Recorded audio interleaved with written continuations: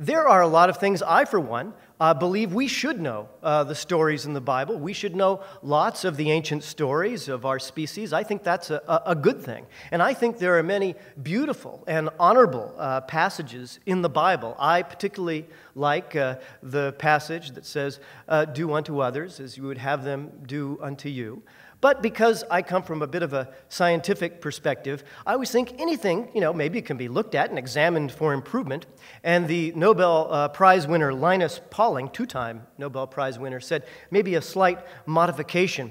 Do unto others 20% better than you would have them do unto you to correct for subjective error. I think, it could work. It's a possible suggested improvement. Let's experiment, see how it goes. So there's choices. Everybody makes choices, and there's choices in the state of Iowa. I mean, I joke. I'm sure that Congressman King is a sincere man in his viewpoint, and I respect that. But he sets an example. He sets an example of a viewpoint, of one vision of what Iowa might be. I'd like to suggest possibly another vision that comes from Iowa. It has to do with an Iowa wrestler. An Iowa wrestler, a farm-fed guy, grew up on a farm here in the state of Iowa, didn't have a whole lot of money when he was growing up. He turned out to be a great wrestler and was in the National Wrestling Hall of Fame. And he, among a lot of other people who didn't have a lot of money back in the 1930s, went into Franklin Roosevelt's Civilian Conservation Corps. And there he was a budding scientist and watching what was going on. He was seeing a lot of his fellows who were working there, many of whom literally had not had food to eat for a lot of their lives during the Great Depression. And he was noticing how his peers, the young men, not only did better physically in their work, building roads and parks and bridges when they had better nutrition, but he also noticed that their morale improved. And it became something that he focused upon later in his career in terms of plant pathology. He became someone who gained fame, a little bit of fame in World War II when he came up with this new technique of a water sealant that actually he invented with a few others in a few days, and it went to help our troops with this water sealant to get supplies to our Marines at Guadalcanal and saved a lot of lives of our Marines at Guadalcanal. But that was not his big claim to fame. Later, with his plant science, he was asked to go to Mexico where they were having a problem with a bacteria attacking their crops. And then he came up with a hybrid type of wheat crop that grew fantastically so that by the early 1960s, over 90% of those crops were being grown from his hybrid. They took that success to South Asia. And of course, I'm talking about the Nobel Prize winner, Norman Borlaug, who really is an example of the greatest of what Iowa has to offer. A scientist who literally saved billions of lives. Now that is a great example for the future. And you need those scientists, absolutely. But you know what you also need? You also need the public policy leaders who support science. Back in the day, President Eisenhower, a Republican, and Jack Kennedy, a Democrat, were strong supporters of investment in science. It was a consensus in mid-20th century America. And even for those of you who remember Mr. Republican in mid-20th century America, Mr. Conservative, Barry Goldwater, he believed in the separation of church and state. In fact, he said, and I quote, "I have no respect for the religious right." Where are those Republicans today? Where do we see those Republicans today? And Barry Goldwater disagreed with John Kennedy a lot. But John Kennedy and Barry Goldwater were personally friends. And in 1963, they both anticipated that they would be the nominees of their respective parties for the presidential election in 1964. And they said they were going to go together informally in kind of informal Lincoln-Douglas debates and talk around the country about their big disagreements on so many issues. But one issue where Jack Kennedy and Barry Goldwater did not disagree was on the strict separation of church and state. It was a consensus. It was a value that was really honored in mid-20th century America, and things have changed. And it really has an impact on people's lives. And I want to tell you a true story, not a legendary story, but a true story from the 21st century in the United States of America. There was a little girl named Amia White, and Amia White was 3 years old. And as it happened, Amia White was left alone in a van in the sun in Alabama in her child care for 10 hours, left alone in the child care van. And little Amia White died alone in that van. Now, on the outside of the van were painted the words Holy Church, because as it turns out, Amia White attended a religious child care. Now, accidents can happen in many places and circumstances, but I want you to picture two child cares side by side, one secular, one religious. And under Alabama law, the secular child care has to obey food safety regulations, medication segregation, staff training, child-staff ratios, all the health and safety laws that apply to the secular child care. The religious child care is exempt simply by saying it is a religious child care. And your tax money, yes, I said Alabama, but your tax money, because of the low-income subsidy, is taken from your pocket and then given to child cares that don't even need to obey the health and safety laws of their own state. That happened in the United States of America in the 21st century. I want to tell you another story that I think violates our basic principles as a republic. There was a girl named Jessica Crank. She was 15 years old, and she had a tumor growing on her shoulder. It was a perfectly treatable tumor with modern medical science, except that her mother believed in healing with the Epistle of James, and the mother's minister had told her correctly that there was a law in the state of Tennessee that gave greater leeway, didn't make it legal, but it gave greater leeway to so-called faith-healing parents to medically neglect their child under faith-healing law. And so the tumor on Jessica Crank's shoulder grew and grew and grew until it was literally, not figuratively, literally the size of a basketball on this girl's shoulder. She suffered horrible, agonizing, torturous pain for weeks on end, and then she died. That happened in the 21st century in the United States of America. Now, you may be thinking, well, Tennessee, Alabama, 38 states have some form of law that gives greater leniency to so-called faith healing under child protection and medical neglect law in this country. Now, there were many people who protested against the torture of Abu Ghraib. I bet you there were people maybe in this room who did so, and if you did, I commend you for it. That's against the principles of this country to participate in that kind of torture. But nothing that happened at Abu Ghraib came even close to the kind of horrible, torturous agony that Jessica Crank experienced. But yet, where are the protesters for her? Where are the civil rights advocates for this girl, this human being whose life was taken? It is time for us. It is time for us to rejuvenate the values of the founders, of Jefferson and Madison, to redress the many injustices, the human harm from religious bias in American law today. And so I want to present to you a 10-point vision of a secular America. First, you may recognize this young man. He served in the United States military, and he was booed at a Republican event because he happens to be a gay serviceman. Now, there are people, I'm sure, in this room who served our country in the United States military, and regardless of sexual orientation or religious viewpoint, let us now give them a round of applause and thank them for their service.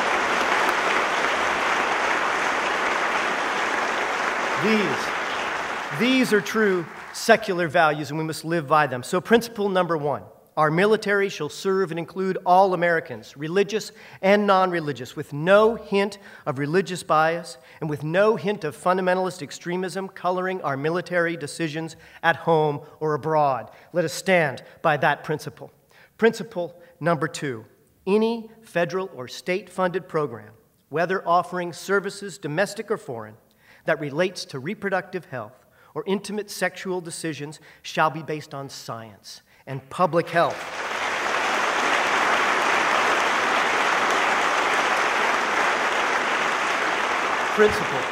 Principle number three, healthcare professionals shall fulfill their ethical and professional oath to address the needs of their patients.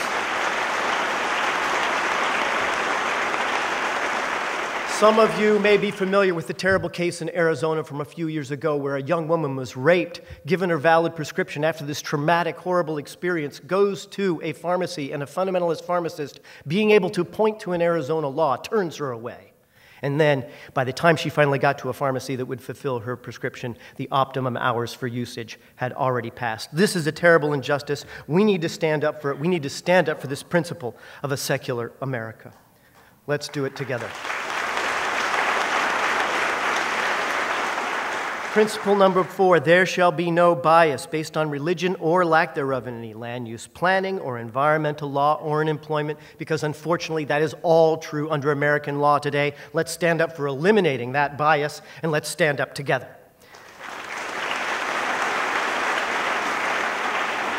Principle number 5. While marriage can be defined by any congregation as they so choose for the purposes of their internal ceremonies, our government shall never impose a religious bias on the definition of marriage.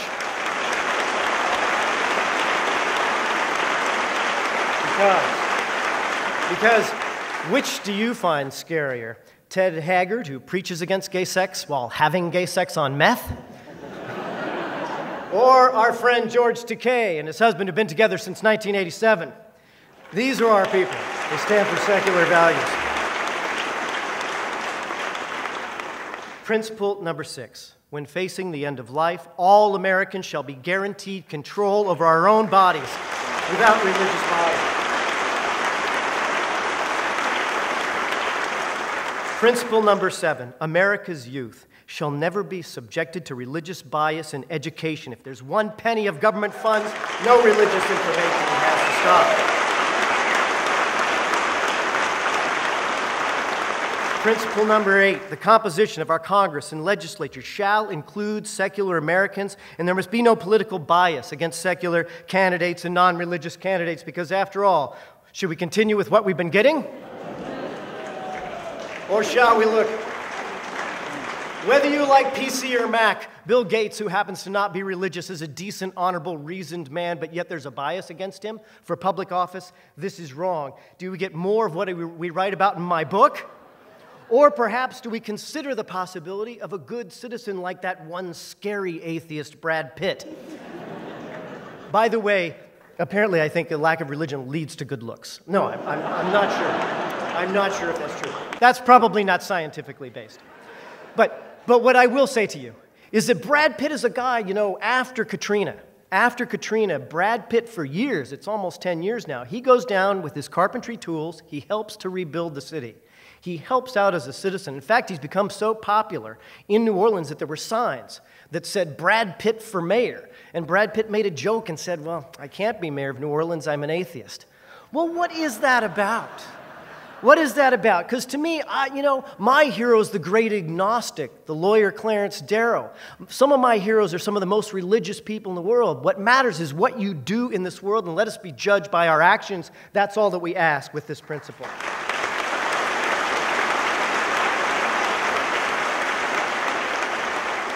And principle number 9, this is so important to me personally. There shall be one consistent standard pertaining to the health and welfare of children. Not the religion of a child's parents or school or child care center. Religious extremists can do whatever they want with their own bodies, but children shall be treated as human beings with human rights and not pawns in some religious game. We stand by these children.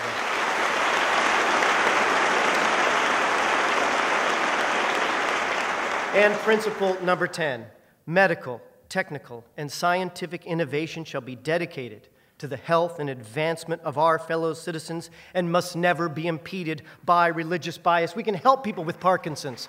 We can help people with spinal cord injuries. Let's do what we can for stem cell research. Let's speak out for justice in this country. Let's speak out for what's right. But unfortunately, as I document in my book, we are up against a very serious challenge. When we look at the United States Congress, there are many good Republican people who do support separation of church and state, but the problem is that the religious right, in terms of the hierarchy of the party, has bootstrapped their way to have veto power over one of the two major political parties in the United States. And that needs to change. We need to take action so that you can have secular values, whatever political party you're in. Look at this map of the United States Congress. So many of those in red are people who support theocratic policies in the United States government and in the state legislatures. In the state legislatures, where so much of the action is that affects your daily life, so much domination by theocratic viewpoints. You know, there was a brief period after the 2012 election where people thought, well, Barack Obama won, he won solidly, so peace and love, everything's settled. Well, it didn't quite turn out to be that way, and let me give you one of the reasons why that is the case, and that reason has to do with money. It has to do with money. If you look at this slice of our little peace pie, you look at the budgets of fundamentalist religious right organizations focusing on changing American public policy to their viewpoint, $109 million.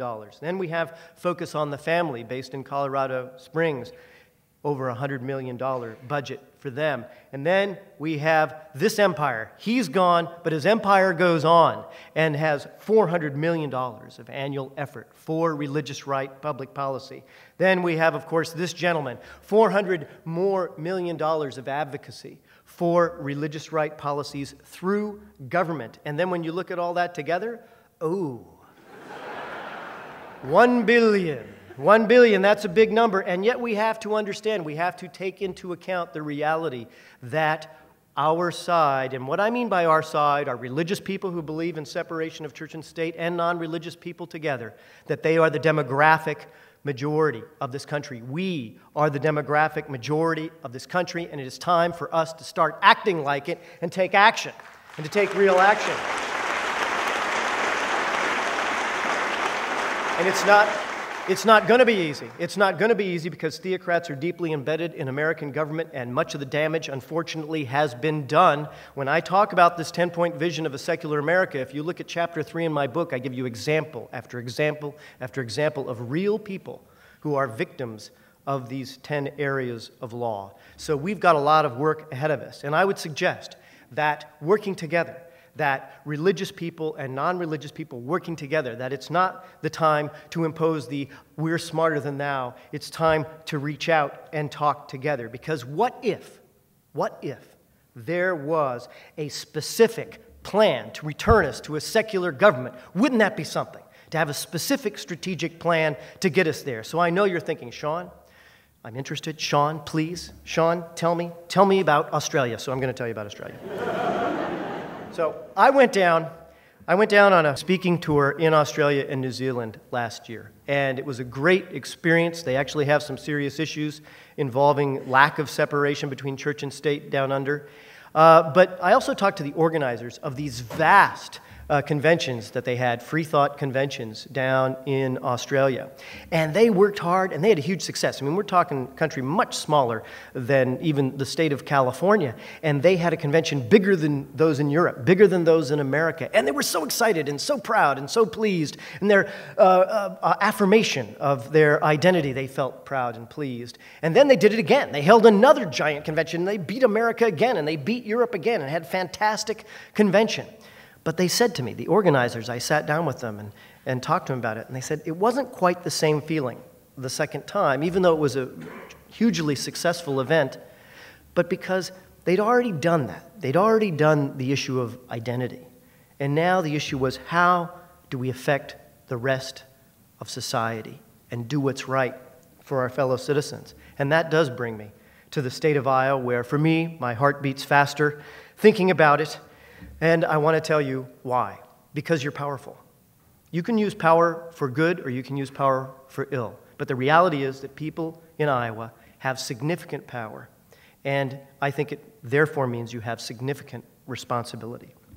And I want to talk to you, especially I know there's people who traveled from far away, much further than Iowa, to come to this event today. And for their benefit, I do want to talk a little bit about some of the issues that make Iowa what it is. Now, there was this nuclear engineer back along, a guy named Jimmy Carter, and back in the early 1970s, he said, I've got an idea, because Jack Kennedy and Barry Goldwater, when they first started campaigning for president, their first stop was New Hampshire. And Jimmy Carter said, oh, there's this caucus in Iowa, and people aren't paying any attention. I'm going to pay attention. And he brought in his so-called peanut brigade, people from Georgia, trained, articulate, with a steady message about their good, strong, earnest governor of the state of Georgia, and they surprised everybody. He won that caucus, springboarded his way to become president of the United States, and as you know, the rest of the story, or Iowans do, it changed everything, where now Iowa is the stop. And it's the stop for a long time. And I illustrate this especially to audiences who aren't from Iowa with this picture of someone who is not a nuclear engineer, Michelle Bachmann. And all I'm going to note for the moment about this picture is the weather. The caucus, of course, for this one was January of 2012. But this picture is something different. This picture is her in a sleeveless dress. And I want to say emphatically that it's thanks to Alan Koslow, who's here, who really is a tremendous leader, my co-founder with this project. Alan.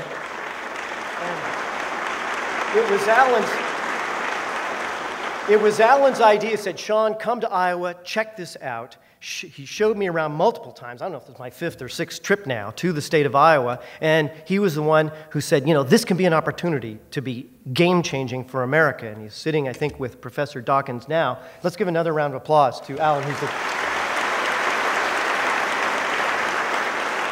Alan, who is the co-founder of this project and really the great leader that you need to look to as we're here in the state of Iowa on this. But it was he who persuaded me that this really mattered and I should go to Richard Dawkins and persuade him to come to Iowa for this.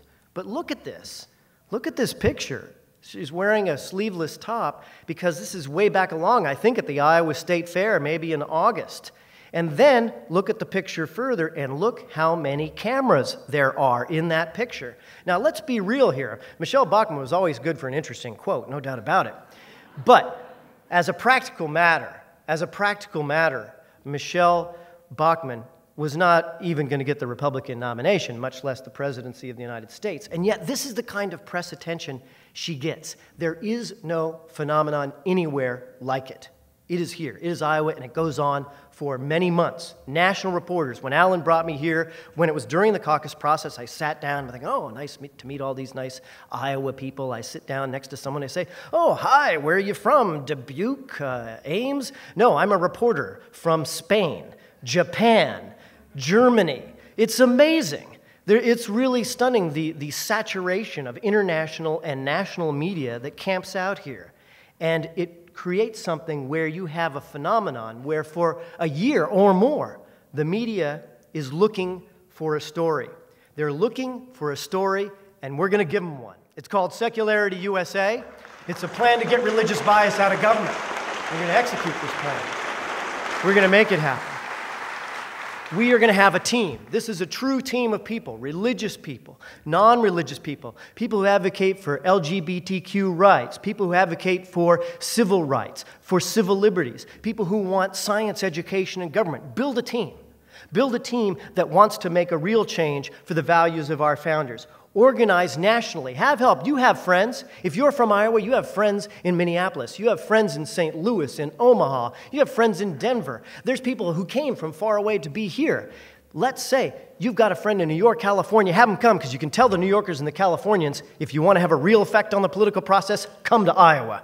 And tell them to do their time and help out, and we will make a change in this country. You know, instead of 2 years Peace Corps, do 2 weeks in Iowa and help change the history of this country. It can be really fantastic, and do the right thing with a disciplined message, with grassroots training. So we're not going out or yelling and arguing. We are people with our T-shirts on that have a common secular message. We have people like Rabbi Kaufman talking. We have people who are humanists talking. We have people who are educators and scientists talking, but with a disciplined message, the 10-point vision of a secular America, and staying on point, that we simply want religious bias out of government, and we welcome one and all, religious and non-religious. We are going to time this out. So as we go through the caucus process, we're going to have people ready who've signed up, volunteers. Sign up and volunteer tonight with the form that is in your brochure. You can sign up and say, I'm going to get involved. And we'll figure out different types of year where people take different responsibilities in this caucus process. And whatever you do, whatever your skill is needed. We need you if you run a business. We need you if you are involved in marketing. We need you if you're a writer, an editor, a computer person. If you're someone who's just willing to make phone calls, you can make a tremendous difference. And we're going to stick with this 10-point vision. We're going to stick with how people are harmed by religious bias. So we're not saying anything that's negative about religion per se. We are only talking about the statutes that harm real people. And from that, you will see that we have unity and growth and credibility for a movement that talks about caring about people. And that is so important to me, is to humanize to humanize what we're talking about. That when you look at the victims of the problems that I've described, that we have a chance to do something real about it. And so Iowa does make the heart beat faster. It will be a great moment, and it's a strategic method, because instead of trying to bring the media to us, we will bring us to the media, where they are in more numbers per capita than any place else, right here in the state of Iowa, and do something major to make America better. And so, party in Iowa with Adam Savage. It'll be good. And then really with everyone, party in the USA. I was going to have a picture of Miley Cyrus, but I just could not do it. I could not. And with this goal, that we capture the imagination and the attention of the national media, and we show them a united team of religious and non-religious people working together, the great American majority that cares about the founding values of this republic. And if you give them that organized group of people because you decide to be that organized group of people, that's a story the national media will take an interest in, and we can really change this country and do what our founders intended, do what our great leaders intended throughout our history, do, as Jack Kennedy said, that I believe in an America where the separation of church and state is absolute. These are our values, and we will stand by them. We will call people to these higher values. You know, when they had the 50th anniversary of the assassination of President Kennedy not too long ago, there were some people who dismissed it, and they said, well, they just remember him because he was handsome or because of the tragic way in which he died. Wrong, wrong. Garfield and McKinley were assassinated, and with all respect to them, what people remember about Jack Kennedy was that he was able to set our sights high, to our highest values, and give us concrete goals that we could accomplish and really make America a better place. And that's why, 50 years later, that loss is still so poignant, because he was able to set our sights high, and now is our time. There are historic heroes. Many remember, it's in every school textbook, this picture of American heroes who were sprayed with a fire hose by racists. They stood up with great courage for what was right. And I think we, where we face less danger, should stand up. This was impressed on me recently during my recent speaking tour in the Republic of Turkey. Because this is a picture from 50 years ago. This is a picture from this year in Turkey, where the theocratic, authoritarian government of Turkey now is spraying people with water cannon that's laced with chemicals to burn the skin. It's not some faraway story in a newspaper. This is real people. This is a friend of mine. She's a dentist in Turkey. She does a YouTube translation of scientific books about evolution in her spare time, and the government shut down her YouTube channel. And she has risked herself. She's gone out in the street and faced the tear gas. This little boy, Barkan Elwan, is famous in the nation of Turkey, sadly, because he was hit with a tear gas canister. He was going out to get bread for his family as a little boy, and he went into a coma, and many months later, he died. And the people went out and protest for him, this little boy who lost his life. This is a young man I met there. He's a young scientist. He goes out in the streets, and he protests, and he has to face the tear gas and the pellet guns and the water cannons, and the consequences, if you are hit, can be very, very severe. This tear gas, they use tear gas of different varieties so that it's harder to have an antidote for what is happening. And yet these people, educated, decent people who could just be staying in their homes, they decide to get up and go outside where they are really risking themselves tremendously. This couple here, this fellow's an expert on human rights. He's getting his PhD in that subject. She's an expert on Turkish politics. But they just didn't talk about these issues academically. They went out in the street, and they told me the stories of how they had to use a homemade remedy of pouring lemon juice in their eyes to get the tear gas out of their eyes. These are heroes. These are courageous people, and people who have faced tremendous harm and tremendous injury in this country. This woman, her husband's a prominent scientist in Istanbul, and she's a mom, she's a poet, and she's been tear gassed over 30 times. The courage that I met this last couple of weeks really made me stop and think about what we have in this country. And I want to ask you to make your commitment. I want you to make your commitment to what kind of change we can bring to this country, because I think this is your time, this is your opportunity, and we don't have to take the same kind of risks that they are taking every day in that country and a lot of other places that are seeking freedom for secularism throughout this world. You know, in my parents' time, there were some giants that walked the earth, and one giant was 5'6", and his name was Martin Luther King, and another giant was 5'9", and his name was Robert Kennedy. And these men knew, from verified FBI reports, they knew that they had more death threats against them than any other non-president, and they didn't have any Secret Service.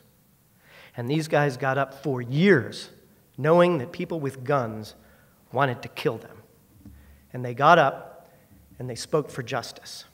And this is a personal issue for me. When I served in the Maine legislature, most of my time was on the Judiciary Committee. And that's the committee that has jurisdiction over women's rights and over LGBTQ rights and over civil rights of all sorts. And the religious right, as is their right, come and they testify before our committee. And they would use the word moral. They would use that word a lot, moral. And I could tell by the context of what they were saying that my position on a woman's right to choose and marriage equality and all the rest, that my position was by implication the immoral position. And what really struck me was how much people, even on my side, people who agreed with me on these issues, were willing to cede the field, willing to say, oh, geez, we don't want to talk about morality, we don't want to talk about that issue. Well, I say that what they've done is stolen the word morality, and we need to steal it back. We need to take it back for what it really means.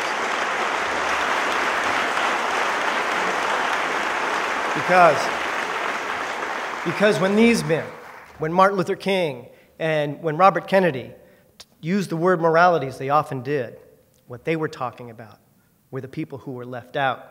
They were talking about the people in the shadows. They were talking about those who were subjected to injustice. That's what morality means. That's what morality means. And when I speak to the religious right, I want to speak as friends, but I also want to tell them as part of a little bit of small-town Maine values that may have some resonance in Iowa, when it talks about regulating people's personal lives. There's an old saying from home, mind your own business. Mind your own business. There's a principle on those kinds of issues.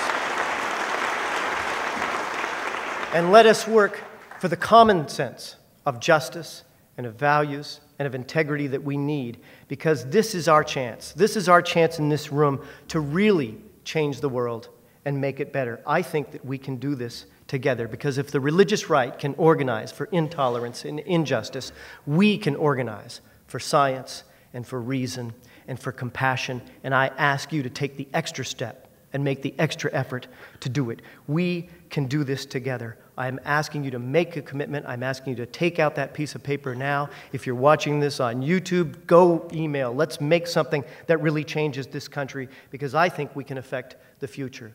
You know, Helen Keller, who was a free thinker, said that life is either a daring adventure or it is nothing at all. This is our opportunity for a great adventure. I ask you to get involved and change the history of the United States of America. I think you're ready. Are you ready? Thank you very much.